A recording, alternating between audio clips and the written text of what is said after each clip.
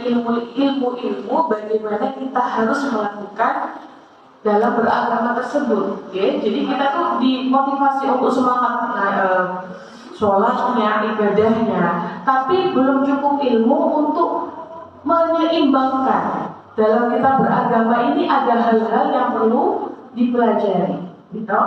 Karena juga dawuhnya Kanjeng Nabi, "Mayyuridillahu bihi khairan yufaqihu fiddin." Barang siapa yang dikehendaki Allah kebaikan padanya, maka Allah akan pahamkan agamanya. Jadi paham akan agama itu juga merupakan salah satu anugerah dari Allah. Caranya bagaimana untuk mencapai anugerah tersebut? Ngaji, ya, ngaji, belajar dan tidak lelah. Meskipun sudah besar, tidak ada kata terlambat untuk belajar. Jadi saya sangat menyambut dengan baik teman-teman KMNU, Forsika FP, Forsa NH berkolaborasi untuk membuat kajian yang runtuh, yang mengacu pada kitab, terlebih pada ilmu yang sebenarnya wajib kita pelajari, ya. Apalagi ini menyangkut ibadah, karena haid, nifas, istihadah itu tergantung darah yang keluar itu apa. Apakah haid, apakah istihadah atau nifas? Karena hal-hal yang wajib itu menjadi haram dan hal-hal yang haram itu bisa menjadi wajib tergantung darah yang keluar apa. Orang yang awalnya tidak keluar darah, kemudian keluar darah, maka dia dilarang segala yang diwajibkan. Tapi kemudian ketika darahnya iya kalau normal, nah maka urgensi kita untuk membahas tentang bab ini adalah ketika ada darah-darah yang keluarnya itu tidak normal, entah itu karena hormon, entah itu karena biasanya perempuan ini kalau sudah punya anak terus KB, ya, bisa juga karena penyakit-penyakit seperti kista, miom dan lain sebagainya. Ya, itu apa darah yang keluar itu kita harus tahu. Ya. Maka dari itu pentingnya kita belajar tentang ilmu-ilmu ini, hukum-hukum ini. Dan salah satu kitab yang membahas tentang hukum-hukum haid, nifas, istihadah itu adalah kitab Al-Ibanah wal Ifadah karangan As-Sayyid Abdurrahman bin Abdullah bin Abdul Qadir As-Saqaf. Beliau merupakan ulama, profesor, doktor, profesor yang merupakan keturunan dari Nabi Muhammad SAW. Jadi tidak hanya seorang ulama, tapi juga seorang akademisi. Dan beliau konsentrasinya kepada usul fikih. Nah ini, jadi dalam kitab ini kita juga akan ditampilkan rujukan-rujukan hadis, ya, dalil-dalil yang tepat. Artinya biar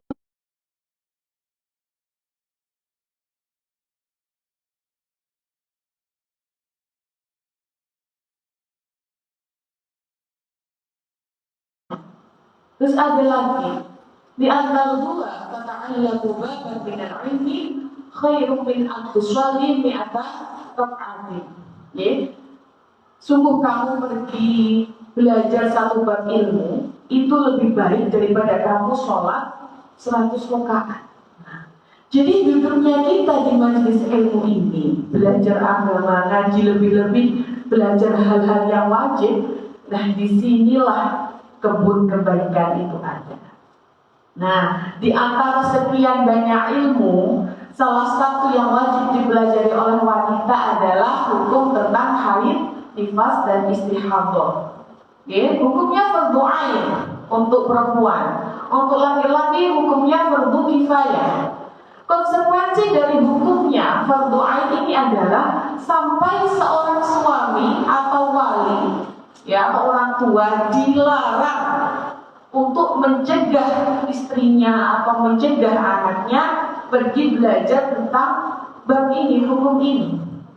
Ya, kalaupun suaminya mencegah, maka suaminya yang harus keluar belajar untuk bisa mengajarkan kepada istrinya. Ya, jadi haram hukumnya bagi suami atau wali mencegah istri atau anak perempuannya untuk belajar tentang bab ini. Nah, itu konsekuensinya di situ.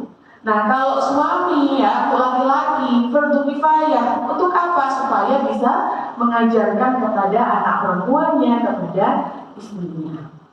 Jadi memang kalau secara umum lah, haid itu teratur ya, 7 hari haid, 20 hari suci. Nifas juga teratur, 40 hari nifas kemudian suci terus ya. Itu tapi kalau runtut, kalau normal. Tapi kita tidak pernah tahu bagaimana darah kita itu nanti.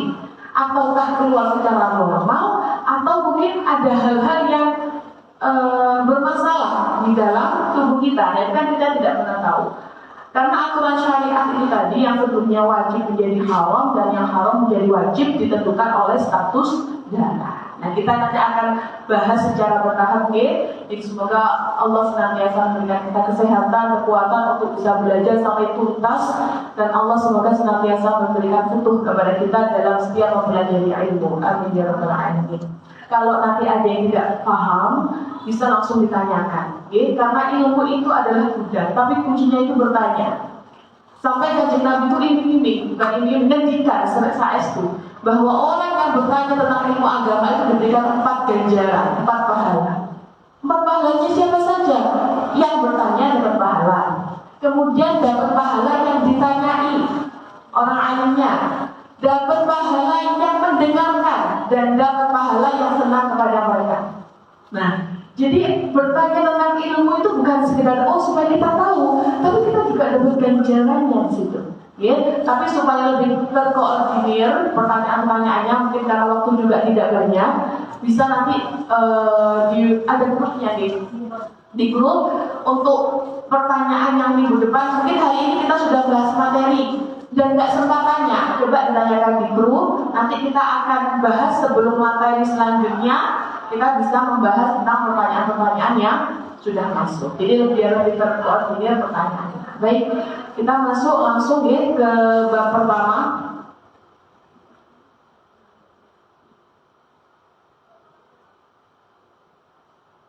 Sudah di-share ini artinya kita lihat.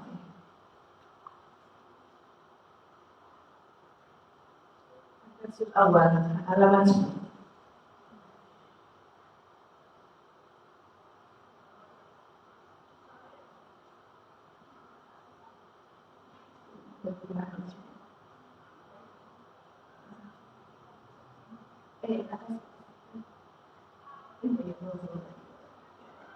Oke, saya jelaskan dulu.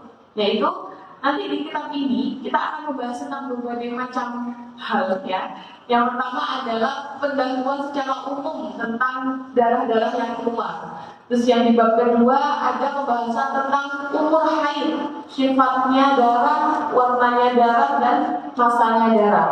Kemudian kita juga akan membahas tentang masa suci antara haid dan nifas. Nah, karena masa suci antara haid dan nifas dan haid dan nifas ke haid itu berbeda. Kemudian kita juga akan membahas tentang nifas dan segala hal yang bersangkut paut dengan nifas. Kita juga akan membahas tentang apa saja yang diharamkan untuk wanita haid dan nifas.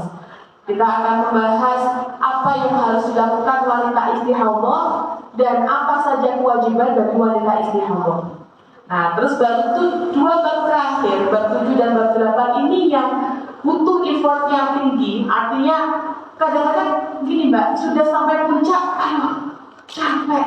Ini bahasanya rumit sekali ya. Memang permasalahan ini sangat rumit. Tapi kalau kita niatkan dengan baik, insya Allah tidak ada yang sulit. Ya? Jadi kita niatkan, kita betul minta sama Allah diparingi futuhnya ilmu supaya kita bisa memahaminya dengan baik. Ini adalah bab tentang mustahadah fil haid dan mustahadah fil nifas. Ya, orang yang istihadahnya tercampur dengan haidnya dan istihadahnya tercampur dengan nifasnya. Itu 2 bab terakhir. Jadi semoga kita semua terus semangat untuk bisa ngaji sampai tuntas. Amin ya rabbal alamin. Ad-darsul awal. Muqaddimatul 'ammatun hawla dimai al-kharijah min al-farji. Jadi pendahuluan umum seputar darah yang keluar dari farji.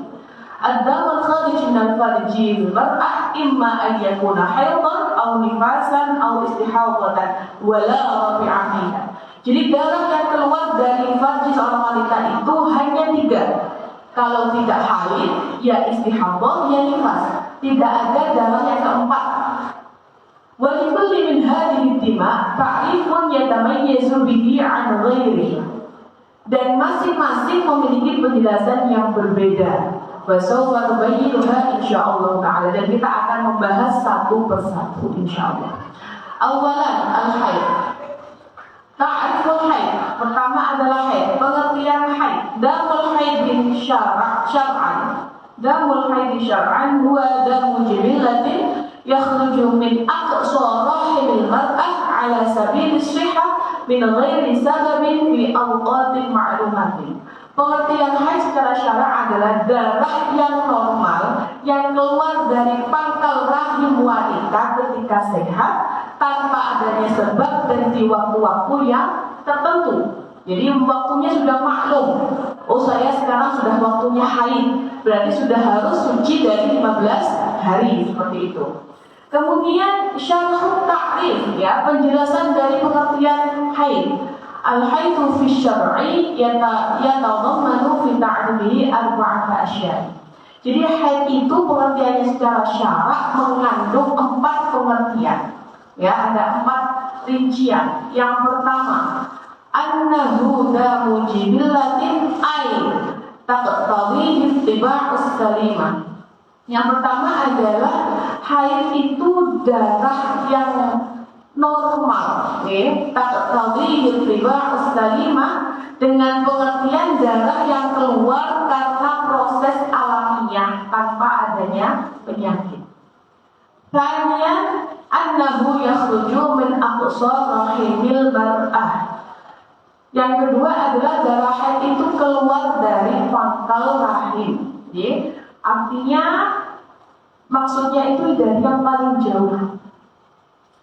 Kalau secara biologi, menstruasi adalah apa?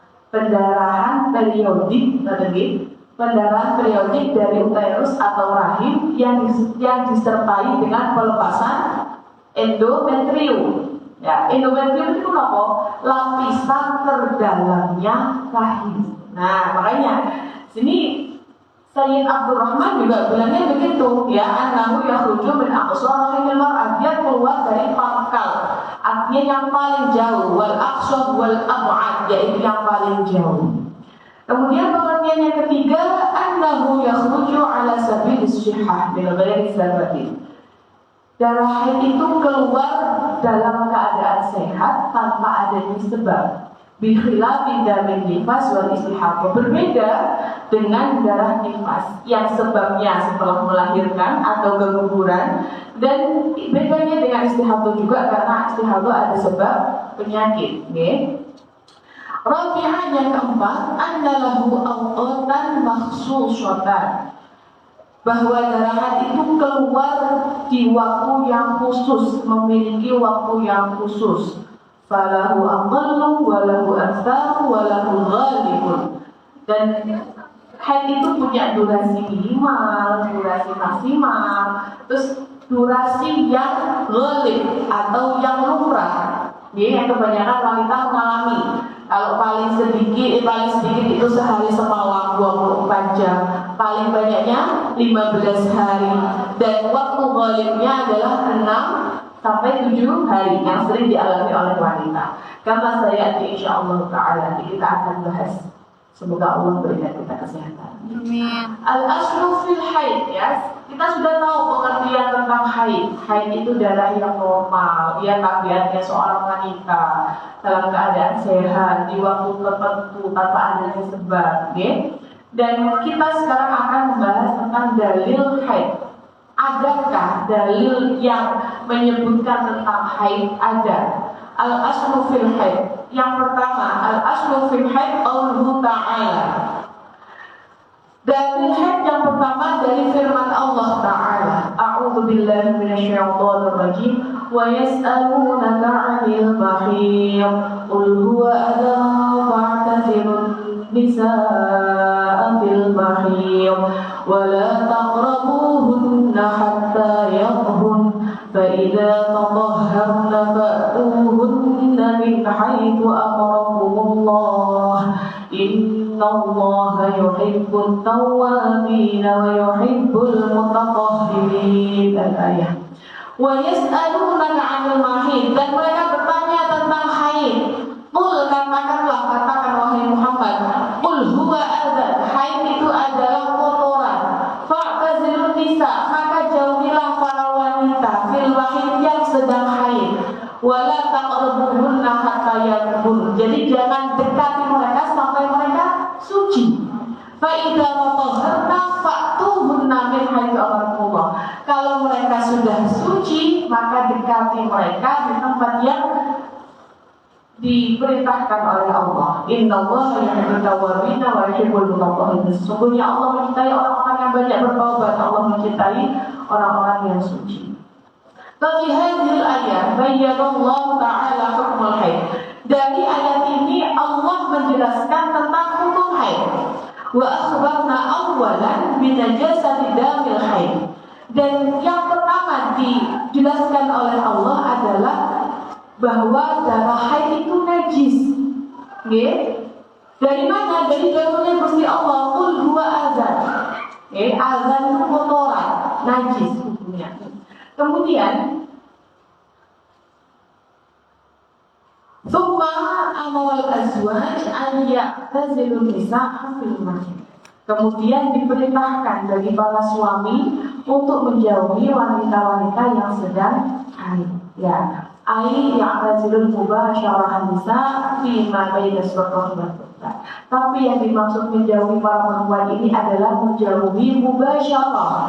Ya, mubasyarah atau berhubungan, ya, bersetubuh dengan wanita yang sedang haid. Itu yang dimaksud harus dijauhi. Karena darah haid itu kotoran yang memadaratkan seseorang yang menyetubuhinya. Jadi darah itu kotoran yang memang madarat jika terjadi apa? Disetubuhi. Ya, jika terkena yang menyetubuhi itu juga madarat. Ada juga kisahnya Nabi Sulaiman. Mungkin ada yang sudah pernah dengar. Jadi zaman dulu itu ada seorang suami istri berdebat karena apa? Anaknya itu hitam sekali. Hitam, rupanya itu hitam wesnya. Kemudian mereka berdebat, iki anakmu, orang ini anakmu. Jadi gak orang saya ngakuni, misalnya. Kemudian mereka datang ke Nabi Sulaiman. Wahai Nabi Sulaiman, itu dia tidak mengakui anaknya. Kamu juga yang gak ngakuni, anakmu bisa jadi debat. Kemudian Nabi Sulaiman tanya, apakah kalian ini berhubungan ketika ini? Kita kita berhubungan, artinya anak ini jadi anak, itu berhubungannya ketika haid. Nah, itu adalah balasan dari Allah untuk kalian berdua. Nah, jadi Nabi Sulaiman itu banyak sekali memberikan hikmah kepada umatnya. Jadi sampai turun ayat, ya, ini ayat fahamna Sulaiman wa kullan ataina hukman wa ilman. Jadi Nabi Sulaiman itu difahamkan dengan banyak hikmah dan ilmu. Nah, itu salah satunya cerita yang itu. Kemudian kita lanjut, walaisal murad bi i'tizalin nisa an-nahjura fil mat'am wal mashrab wal maskan. Yang dimaksud menjauhi itu bukan kok terus tidak diberi makan minum, tidak diberi tempat tinggal, bukan. Karena yang seperti ini adalah adatul Yahud, adatnya orang-orang Yahudi. Jadi orang-orang Yahudi itu gak mau berkumpul dengan wanita yang haid. Jadi kalau istrinya haid tidak dikasih makan, tidak dikasih minum. Jadi Islam itu memberikan batasan-batasan syariat dalam berinteraksi. Karena ya itu tadi, orang-orang Yahudi itu memperlakukan wanita haid itu tidak seperti manusia, kayak dikucilkan. Padahal haid itu kan bukan kesalahan, kan seperti itu.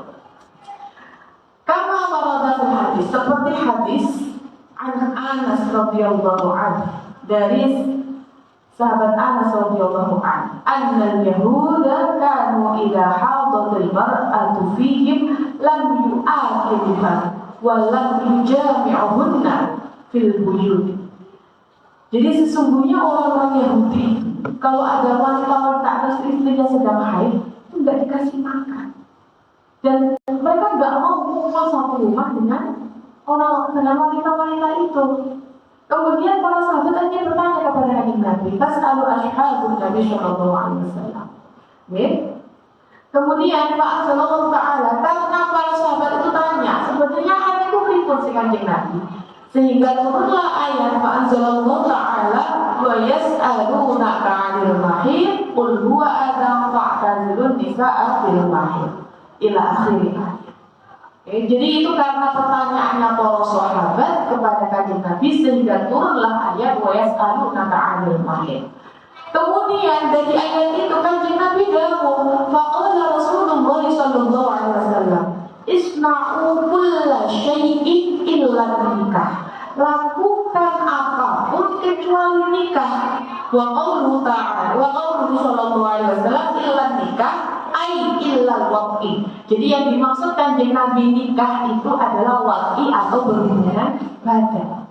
Jadi bukan kok gak boleh akad nikah, bukan ya, tapi yang tidak dibolehkan adalah berhubungan badan. Jadi mau istrinya dipeluk, dikeloni, dicium, disayang boleh. Pengen melas hati naik sehari ditinggal gak boleh. Hati dimulas dino gak disayang bojo kan dimulas kan seperti itu. Anak yang hatinya lama kemudian tidak mendapat kasih sayang ayahnya juga kasihan kan seperti itu ya. Jadi yang dimaksud adalah tidak boleh berhubungan badan. Kemudian ada hadis yang kedua yang menunjukkan bahwa Islam ini berbeda, memberikan batasan syariat tentang interaksi supaya tidak seperti orang-orang Yahudi, yaitu hadis dari Sayyidah Aisyah radhiyallahu anha. Dawuh Sayyidah Aisyah, "Kuntu asyrabu wa ana haidun, thumma unawwilun Nabi sallallahu alaihi wasallam fayad'u fahu ala mawdi'ihi fayashrab." Saya itu lagi minum dan saya haid. Kemudian saya berikan minuman itu kepada kanjeng Nabi dan kanjeng Nabi minum di tempat saya minum. Artinya di gelas itu di posisi yang sama. Fayad'u fahu ala mawdi'ihi, tempat yang sama dengan saya minum. Fayashrabu, dan kemudian kanjeng Nabi minum. Sesuai ya, bekas istri kemudian diminum oleh kanjeng Nabi. Boleh bapak-bapak saya ini, aku mau jadi bekas orang yang itu. Ini padahal contohnya kanjeng Nabi itu so sweet sekali ya. Mungkin ada cerita lagunya Aisyah ya, kan itu juga seperti itu ya. Dan saya sedang memakan daging. Wa ana haidun, dan saya sedang haid. Tsumma unawiluhu Nabi sallallahu alaihi wasallam. Kemudian saya berikan kepada Nabi Muhammad sallallahu alaihi wasallam, fayad'uhu ala mawdi'ihi. Kemudian kanjeng Nabi memakan daging itu di bekas di kitabku. Gitu. Jadi yang dimaksud dengan al-alqa di sini adalah ini loncat ya Mbak, ini apa halamannya di bawahnya. Akhudul lahma minal amri bi asnani. Jadi makan daging yang nempel sama tulang. Ya, maksudnya dengan alqa itu makan daging yang dikeropot-keropot daging dan di situ diberikan kepada kanjeng Nabi, dan kepada Nabi juga dahar daging yang sisa-sisa daging yang telah dimakan oleh Sayyidah Aisyah. Romantis kanjeng Nabi. Jadi keromantisan dalam rumah tangga itu sering dilakukan oleh Nabi Muhammad. Wa anha radhiyallahu anha, juga ada hadis lagi dari Sayyidah Aisyah radhiyallahu anha. Qala Sayyidah Aisyah, kana Nabi sallallahu alaihi wasallam yattaqi'u fi hijri. Setelahnya itu urut. Bawah enggak bawahnya 14 pas langsung bawah lagi. Nah, itu mana? Ya itu, nah itu, oke. Karena Nabi sallallahu alaihi wasallam yang tadi fi hijri wa ana haidun fa yaqra'ul Qur'an. Ada waktu itu Nabi Muhammad sallallahu alaihi wasallam istirahat di kamarku, dan ketika itu aku lagi haid, yaqra'ul Qur'an, dan kemudian kanjeng Nabi membaca Al-Qur'an di dalam kamar tersebut. Nah, jadi ini menunjukkan bahwa entah itu istri haid atau tidak, tidak ada masalah untuk kumpul, maksudnya berkumpul dengan istri. Tsumma Tsumma bayyana jalla jalaluhu fil ayatil karimah. Kemudian apa? Dari ayat ini apa? Allah menjelaskan dalam ayat ini annahu la yujawizu an ya'tiya zaujatihi wa hiya haidun. Sesungguhnya tidak boleh bagi para suami untuk berhubungan badan dengan istrinya ketika haid. Fa idza qata'a damul haid wal tasalat jaza lahu an yaqrabaha min al makan alladhi amarahu Allah Ta'ala ayyatiha minhu. Kemudian ketika darahnya mampir, mandi, bersuci dulu. Baru kemudian dibolehkan untuk mendekati atau menghubungi istri. Jadi yang jadi poin penting adalah kalau sudah darah berhenti, apakah boleh langsung dikumpuli dengan suami? Tidak boleh, haram. Jadi harus mandi dulu, mandi bersih dulu, mandi suci, baru boleh dikumpuli dengan suami di tempat yang diperintahkan oleh Allah. Karena Allah menghalalkan hubungan badan suami istri melalui kubul, bukan melalui tubuh. Nah, di ayat tadi, di akhirnya ada ayat innallaha yuhibbut tawwabin. Terus kemudian apa hubungannya taubat dengan haid? Apakah haid itu dosa? Tidak. Hubungannya adalah fa'tazilun nisa itu tadi. Jadi mungkin banyak di luar sana yang suami istri sama-sama tidak kuat tempat atau suaminya tidak kuat tempat. Kemudian ketika istrinya haid dikumpuli, mungkin ada. Atau yang sudah bersih darahnya tapi belum mandi langsung dikumpuli, ada. Karena tidak tahu, ya kan? Ada. Makanya Allah menyukai orang-orang yang bertaubat. Pentingnya belajar di sini. Semua orang sepakat bahwa wanita haid haram dikumpuli dan wanita yang belum mandi suci dilarang untuk dikumpuli suami. Sepakat. Yang menjadi berbeda adalah ketika sudah ngelakoni pripun hukumnya sampun kadung kelakon. Nah, kalau dari situ baru banyak perbedaan. Ada silang pendapat di antara ulama. Menurut jumhur ulama Syafi'iyah, kalau sudah kadung kelakon, cekat taubat. Ini taubat yang tenang. Tapi menurut Imam Ahmad dalam riwayatnya wajib membayar kafarah.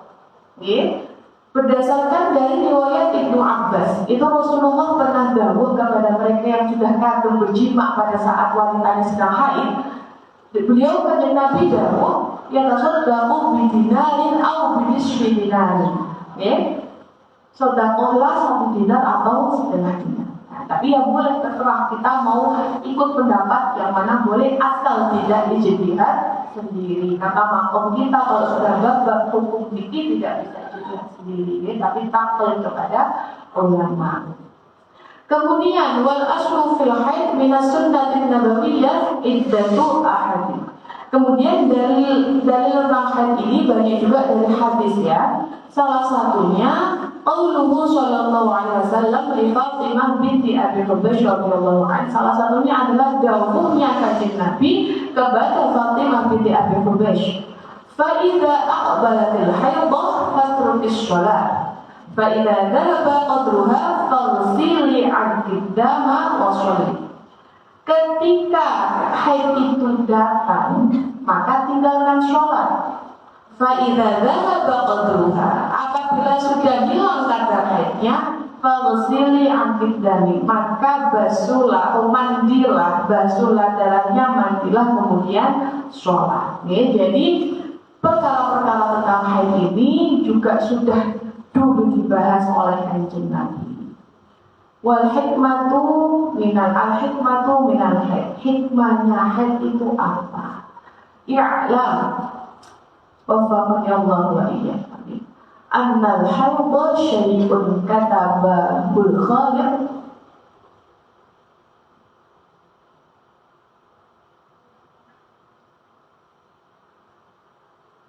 wa ta'ala jalla jalaluhu wa ta'ala 'azamatuhu 'ala banatil adam. ikhtibaran wa ibtilaan wa imtihanan.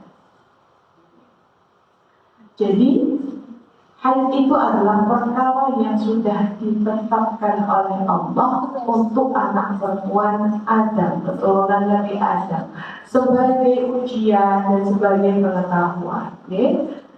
Ada juga hadis yang berkaitan dengan ini. Pada saat itu Sayyidah Aisyah akan berangkat haji dengan kajian sampai wajib syarif Sayyidah Aisyah haid. Tanggal 8 Dzulhijjah Sayyidah Aisyah haid.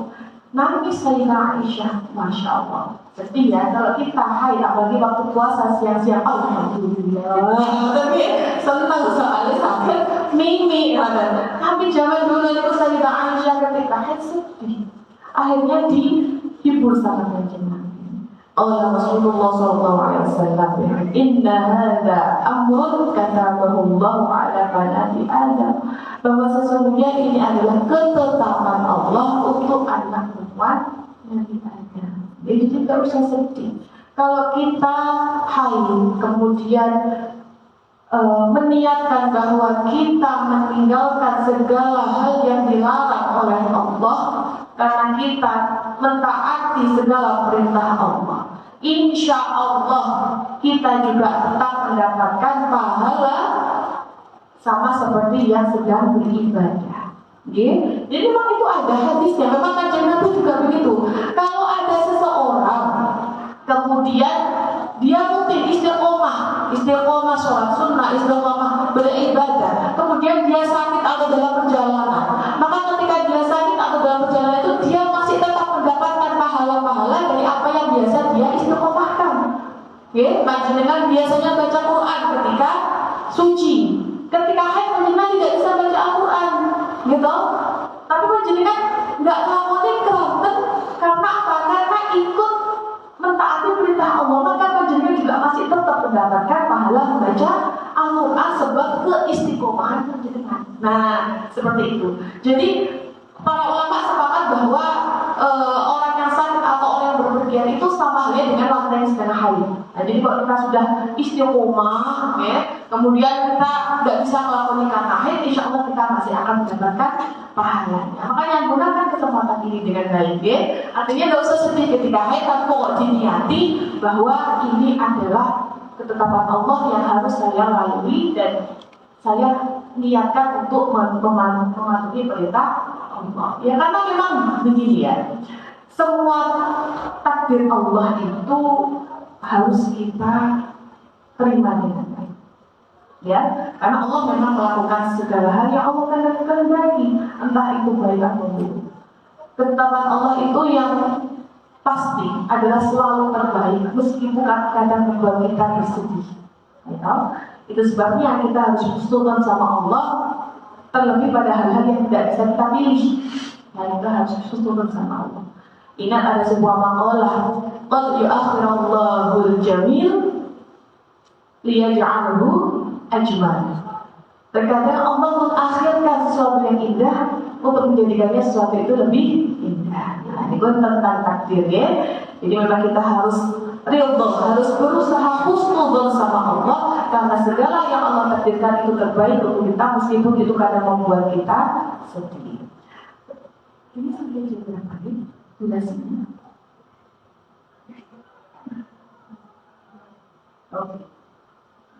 Oke, tentang haid ya, sudah paham semua tentang pengertiannya, dalil-dalilnya. Oke, kita masuk ke bab nifas.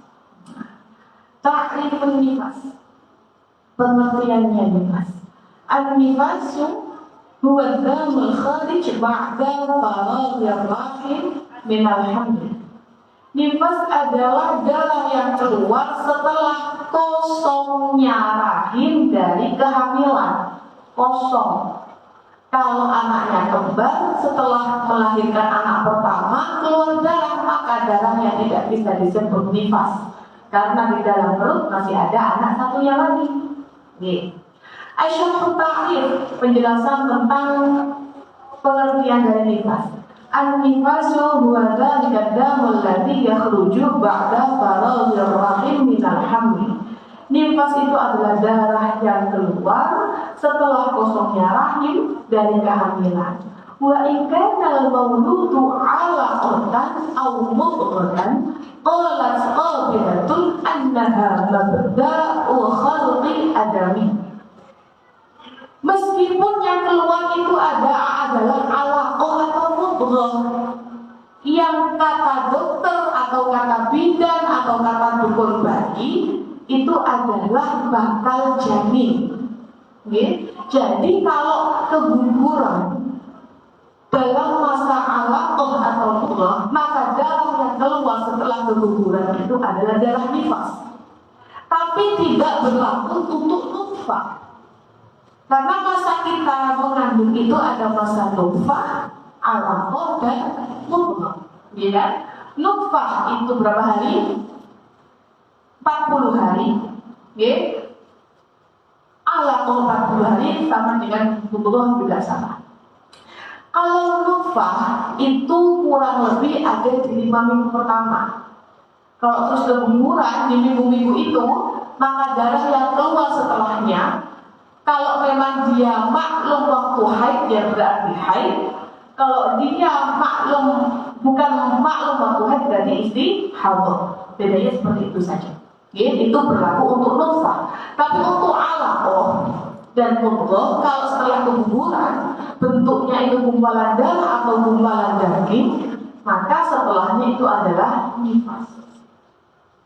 Wala budda min damil madhkur hatta yakunu nifasan ay yakuna kharijan ba'da wiladati wa yakfi ikhbaru qabilatin wahidatin. Meskipun yang bilang itu dia cuma satu atau bidannya cuma satu, enggak harus validasi dari 2 dokter atau 2 ahli, itu tidak perlu. Pokoknya dokter sudah menyatakan ini hamil, ya, berarti kalau terus ada apa-apa di masa alaqah dan mudghah, maka itu adalah darahnya darah nifas jika keluar setelahnya. Wala budda min damil madhkur hatta yakuna nifasan ay yakuna kharijan ba'da wiladah. Gak bisa disebut selain nifas jika keluarnya setelah melahirkan. Dia pasti disebut dengan nifas. Tapi maksudnya apa? Qabla mudhiyin 15 yauman minha. Bisa disebut nifas jika darah yang keluar setelahnya itu belum mencapai 15 hari dari kelahiran. Jadi misalkan hari ini melahirkan, kemudian 6 hari lagi ternyata baru keluar darah, maka darah setelah 6 hari itu darah nifas. Tapi misalkan hari ini melahirkan, baru keluar lagi 16 hari setelahnya baru keluar darah, maka darahnya bukan disebut darah nifas. Wa illa falaisa binifasi, dan itu bukan disebut darah nifas. Wa innama huwa haid, dan yang pasti yang keluar kalau seperti itu adalah darah haid. Jadi nggak boleh ada jeda, nifas itu tidak boleh ada jeda setelah melahirkan, itu 15 hari itu tidak boleh, ya. Wa sumiya nifasu nifasan li khurujihi ba'da nafs, dan dinamakan nifas itu karena keluarnya setelah nafas. Nafas itu maksudnya beban, teguh, ya. Jadi habis mengandung terus plong, nah itu maksudnya keluarnya setelah beban awal-awal adik bayi itu, karena akan berat kalau waktu hamil gitu. Kemudian yang selanjutnya di bab nifas ini adalah al-aslu fil nifas, dalil tentang nifas. Al-aslu fil nifas, dalil tentang nifas, ada hadis dari Ummu Salamah radhiyallahu anha. Qalat, Ummu Salamah ngendikan, kanatin nufasa ala ahdi Rasulullah sallallahu alaihi wasallam taq'udu 40 yawman aw 40 lailatan. Jadi para wanita yang nifas pada zaman Rasulullah sallallahu alaihi wasallam itu tengok-tengok atau berdiam diri selama 40 hari atau 40 malam. Fa fi hadzal hadis dalilun bil ghalibin nifas. Jadi dalam hadis ini menunjukkan dalil tentang lumrahnya nifas. Wa annahu 40 yawman, yaitu adalah 40 hari. Wa amma aqalluhu, dan paling sedikitnya nifas lahdhatun, satu tetes, sekejap, sakcrut. Wa aktsaru sittuna yawman, dan paling banyaknya nifas adalah 60 hari. Yang perlu diingat, nifas itu tidak pasti 60 hari, tidak pasti 40 hari, bisa 20 hari, bisa 15 hari. Jadi hukum nifas adalah ketika kita melihat darah. Kalau memang tidak keluar darah, ya tidak bisa disebut nifas. Jadi kalau habis melahirkan, kemudian tidak keluar darah, ya wajib mandi wiladah. Setelah itu sholat dan lain sebagainya. Kalau keluar darah, baru kita tidak sholat. Jadi hukum nifas, hukum haid ya, itu kita tidak sholat, tidak puasanya atau harus menjauhi perkara-perkara itu ketika darahnya keluar. Kalau darahnya tidak keluar ya harus mandi kemudian harus sholat dan lain sebagainya. Yang ketiga, ini yang cukup untuk satu bab nih. Taliban al-istihadah.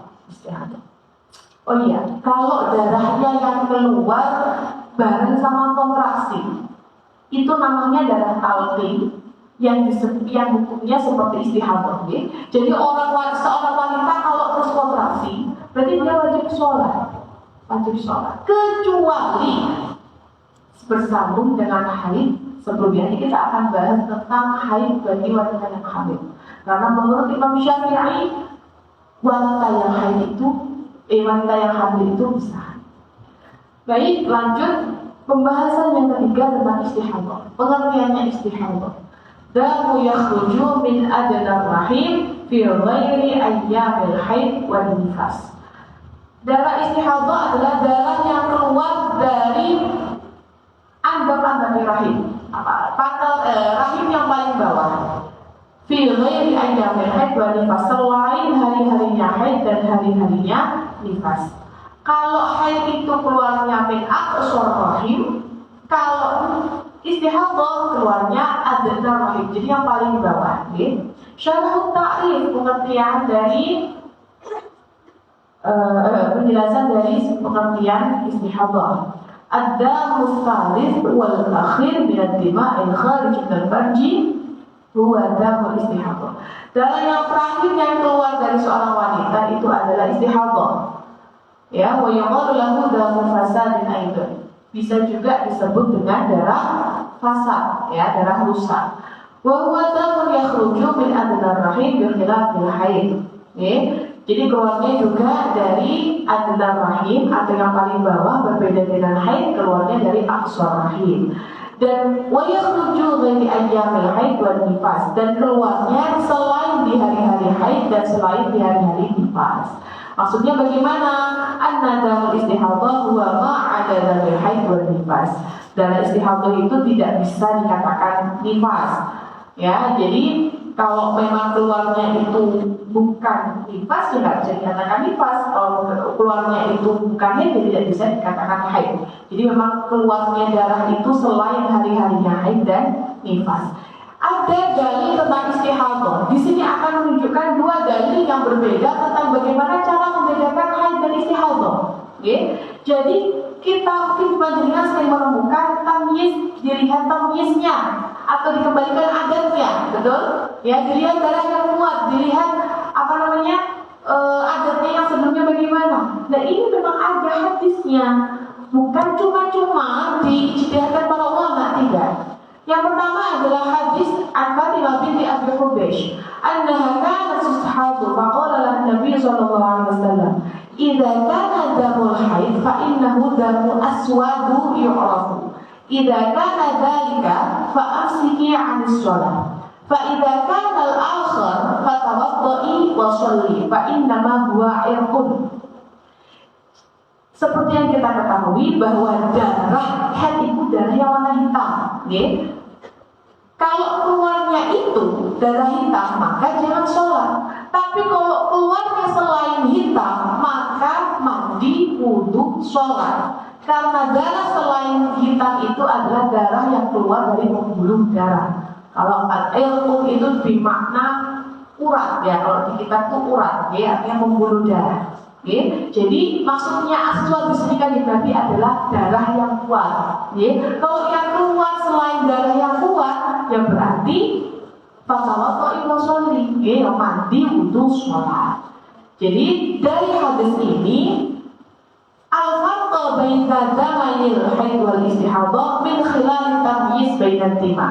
Ya, jadi hadis ini menjelaskan bagaimana cara membedakan haid dan istihadah, yaitu dari memilah-milah atau membedakan warna darah. Pada wal istihadah yughayyiru damul haid, wa damul istihadah yakhruju min aqin wa yuqalu lahu al-'adil. Ya, jadi darah istihadah itu berbeda warnanya dengan darah haid. Karena kalau istihadah itu dia keluarnya dari pembuluh darah. Hadis yang kedua, an Aisyah radhiyallahu anha qalat, ja'at Fatimah bint Abi Hubaysh ila Nabi sallallahu alaihi wasallam wa qalat, ya Rasulullah, inni imra'atun ustahabu fala akbur, afa ada'u shalah? Faqala Rasulullah sallallahu alaihi wasallam, la, innama dzalika irqun wa laysa bil haidh, fa idza aqbalat al haidh fasrukis shalah, fa idza dhahaba qadruha falsili dari waswali. Ya Rasulullah, saya ini seorang wanita yang sedang istihadah, tidak bersih-bersih. Apakah saya harus meninggalkan sholat? Kemudian Rasulullah jawab, tidak, karena itu darah keluar dari Allah. Walaysa bil haid, ya, bukan haid. Fa'idha aqbalatil haid, kalau memang madep waktu haidmu, fatrukis sholat, tinggalkan sholat.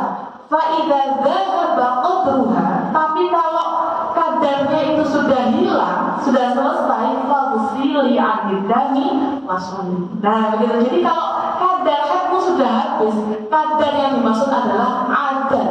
Yang perlu diketahui, adat itu bukan saya itu biasanya haid ya 7 hari, kadang-kadang 8 hari. Ya, itu bukan seperti itu.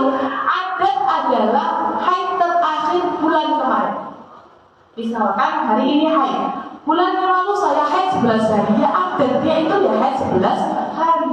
Misalkan bulan Januari 12 hari, bulan Februari 13 hari, bulan Maret 11 hari, bulan April 7 hari, bulan Mei istihadah, berarti adatnya adalah 7 hari di bulan April. Nah begitu ya, jadi yang dimaksud adat itu bukan kadang-kadang ini loh, atau dipilih yang paling banyak ya. Saya itu paling sering itu 12 hari ya, paling sering. Padahal ya mungkin 7 hari juga mungkin ya begitu ya. Jadi adat adalah dilihat hari terakhir. Fal haditsu dalilu ala anna al-mar'ata idza mayyazat damal haid min damal istihadah ta'uddu damal haid wa ta'malu ala iqbalihi wa idbarihi. Jadi hadis ini menunjukkan tentang dalil bagaimana seorang wanita membedakan antara haid dan istihadahnya, yaitu dengan mencatat kapan haidnya, kapan selesainya. Fa'idza qadha qadruhu ightasalat anhu. Tapi kalau sudah kadarnya sudah selesai, maka harus segera mandi. Itu masyarah hukum dalam istihadah hukumul hadath. Karena hukumnya berubah, yaitu menjadi hadath yang najis. Fatawadda'u likulli sholatin, dan harus wudu di setiap mau sholat. Kama sayati tafsiruhu. Nanti kita juga akan bahas apa yang harus dilakukan wanita yang haid. Idza 'arafta ma taqaddama fa'lam anna damal khadr wal fajr la yakhluwa illa an yakuna wahidan min hadhihi thalatha, fa imma an yakuna dam haid aw nifas aw istihadah. Ketika kita sudah tahu bahwa darah yang keluar itu hanya 3, berarti kalau memang keluar darah, ya antara 3 itu, nek ndak haid, nek ndak itu ya istihadah, atau mungkin setelah lahiran ya kayak gitu nifas. Jadi harus dilihat-lihat. Ini terakhir, dan kayaknya kalau saya bahas minggu depan terlalu terlambat karena dia jadi satu bulan depan. Khatimatul fi hukmi rutubatil farji. Kita sudah bahas 3 darah, pengertian 3 darah, dalil-dalilnya 3 darah. Yang kita bahas sekarang adalah rutubatul farji yang sering dialami oleh wanita, yaitu keputihan. Rutubatul farji atau basah-basahnya farji. Mimma yanzilu minal farji wa laysa daman, mayusamma birutubatil farji. Ketika keluar dari farji dan dia itu bukan darah yang keluar, maka dinamakan rutubatul farji. Rutubatul farji bukan madhi, rutubatul farji juga bukan wadhi. Ya, rutubah, rutubah tetap. Karena perempuan ini kan ada kondisinya lembab. Ya, jadi memang pasti ada cairan yang keluar bukan tanpa sebab. Kalau wadhi itu sebab kecapean, kalau madhi sebab syahwat, ya kan? Nah, tapi ini yang nggak ada apa-apa keluar, itu maksudnya rutubatul farji. Wa hiya ma'un abyadun mutawaddidu bainal madhi wal araqi. Yaitu cairan putih, cairan keputihan yang antara hukumnya itu antara madhi dan araq atau keringat. Ya, jadi ini di sini pakai hukum kias. Kalau keringat itu najis atau suci? Suci. Kalau madhi najis atau suci? Najis. Nah, di sini maka nanti akan disimpulkan terus hukumnya rutubah itu apa? Najis kados madhi atau suci kados keringat. Nah, ada ringkasan hukumnya. Annaha in kharajat min adh-dhahir falaysat binajasatin wala tanqudul wudu. Kalau keluarnya itu di area zahir, maka tidak najis dan tidak membatalkan wudu. Area zahir itu singkat pundi. Area zahir adalah area yang wajib di istinja, wajib dicewok ketika istinja. Okay? Jadi yang wajib dibasuh ketika istinja, area zahir. Berarti nek cairannya keluar dari area zahir, bukan najis. Ya, wujudnya yang bukan batal. Kalau keluarnya di area yang masih terjangkau masih terjangkau bakar yang menjimaknya, hukumnya juga suci dan tidak najis dan tidak membatalkan wudu. Sedalam apa? Gimana ya menjelaskannya? Di dalam, lumayan dalam, tapi tidak terlalu dalam, ya begitu. Kemudian hukum yang kedua, wa in kharajat minal batin naqadatil wudu'a wa hiya najisun. Kalau keluarnya dari area batin, area yang tidak wajib dibasuh ketika istinja dan area yang tidak terjangkau bakar yang menjimaknya, nah itu hukumnya najis. Biasanya ditandai dengan kekuningan atau kehijauan karena ada endapan di dalam, nih, keluar. Itu hukumnya najis. Wa insya kalau ragu-ragu ini dari dalam apa dari luar, dari atau batin gitu ya. Fala naqba wala najasah, maka tidak batalkan wudu dan tidak najis. Itu kalau ragu. Makanya harus yakin. Biasanya pertanyaannya itu gini ya Pak. Menami tengah-tengah sholat, tiba-tiba ada yang keluar. Iku pripun hukumnya? Sholatnya batal apa boten? Nah ini berarti kalau kita ragu-ragu dari batal kok ya batal. Karena sholat butuh kepastian hati. Beda dengan wudu. Wudu itu pokoknya pasti guru batal, guru batal. Wudu selama tidak ada perkara yang batal saja tidak batal. Tapi beda dengan sholat. Sholat kan misalkan kayak boleh mbak ketemu tak batalin sholat 70 wis batal. Jadi memang butuh kepastian kalau sholat. Bedanya wudu pasti. Maka bagaimana solusinya? Ada yang keluar, ya sudah lanjutkan. Bukan batal, dalam hati itu diyakinkan bahwa ini tidak batal. Untuk make sure setelah sholat cek nggak apa-apa. Oh, ragu-ragu itu kok jomblo kok jujur ya yakin mau sakit jauh beres. Oh ragu.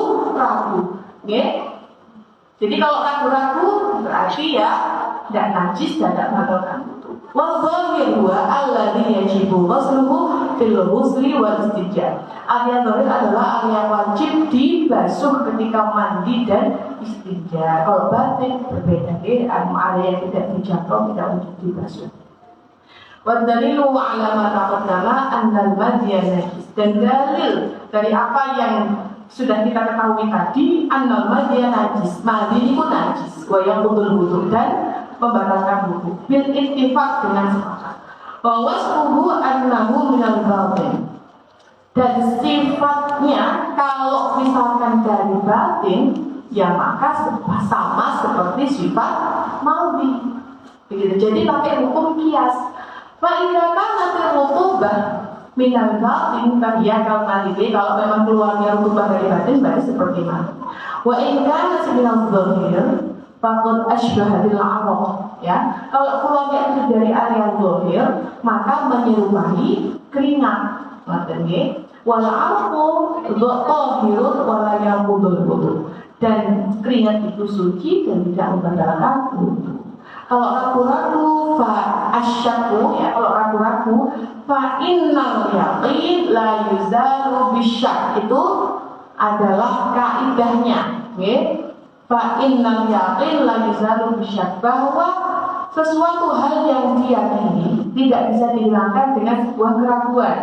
Jadi kalau memang ragu-ragu, ya sudah, suci saja. Karena cairan yang keluar dari tubuh itu ya memang suci. Cairan maksudnya kayak dari area luar tubuh seperti keringat itu adalah cairan yang suci. Seperti itu, ya. Nah, terus bagaimana membedakan kuningnya keputihan dan kuningnya setelah haid atau kuningnya kuning haid? Mungkin ada yang seperti itu, ya. Kuning ini pripun? Kuning ini pulau tasik haid. Napa kuningnya kuning keputihan? Nah, cara membedakannya begini. Kalau putih yang keluar menyertai darah yang kuat sebelumnya, maka hukumnya haid, kuningnya. Tapi kalau sudah mandek, bersih, mampet, atau keluar cairan bening, kemudian setelahnya kuning, ya berarti kuningnya adalah kuning keputihan. Oke, jadi cara membedakannya seperti itu, ya. Karena memang kalau hukum darah haid itu kan memang ada hitam, merah, coklat, kuning, keruh. Tapi kuning dan keruh ini kan khilaf, ya, ada khilaf, perbedaan. Ada yang mengatakan kuning keruh ini haid, itu pendapat yang kuat. Ada yang bilang juga tidak. Tapi kita bisa ikut pendapat yang kuat bahwa kuning itu adalah haid. Tapi mungkin orang-orang itu bingungnya bedakan setelah haid itu loh. Kan bisa juga keluar, ya, kuning-kuningnya. Nah, berarti cara membedakannya adalah dicek pakai kapas. Nyun sewu, ngecek pakai kapasnya tidak bisa di area yang luar, di jalil-jalil kok, harus dimasukkan. Masuk kan, keluar, oh masih kuning. Nah, ya berarti memang masih kuning, ya. Tapi memang harus kuningnya ini kalau menyertai darah sebelumnya berarti haid. Tapi kalau sudah sempat berhenti bersih atau bahkan keluar cairan keputihan sedikit, kemudian besoknya kuning, bisa dipastikan kuningnya ini adalah suci, ya, keputihan. Baik, ada yang tanyakan?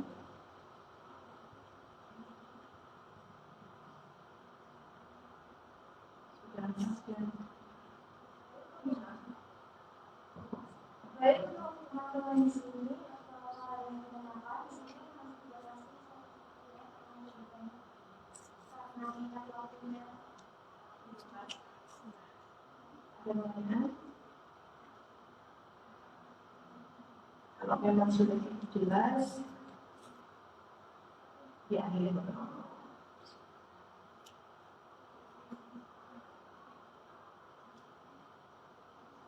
Insya Allah kalau berat-berat yang seperti ini tadi masih bakal mungkin.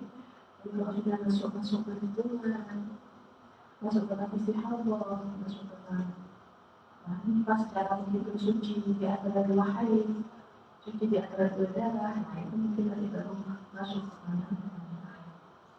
Tapi yang penting yang perlu diketahui, saya tuh biasa menjawab di kalau ada yang kayak saya, kemudian curhat. Saya keluar darah tanggal sekian, nah itu biasanya saya jawab. Tapi kemudian saya diingatkan sama suami, nah jangan terus seperti itu. Lagi dengan uang dijawabin hotel, tapi dia tidak ada usaha untuk belajar. Dia pak kok, gitu. Karena kan hanya menjawab, oh punya tanggal sekian haid, tanggal sekian istihadah. Jawabnya seperti itu. Tapi dia tidak tahu bagaimana cara menghitungnya. Maka kebutuhan kita memang kita harus menyadari Kalau haid istihadah nifas itu bersangkutan dengan ibadah kita sehari-hari, yang harus kita tahu pasti niki kita status darahnya sedang haid atau sedang istihadah seperti itu. Namun ada sekali untuk ada isu.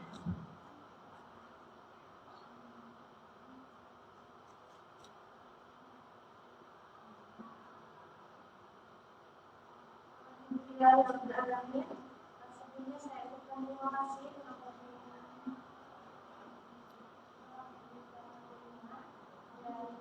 semoga ilmu yang kita berikan ini dapat bermanfaat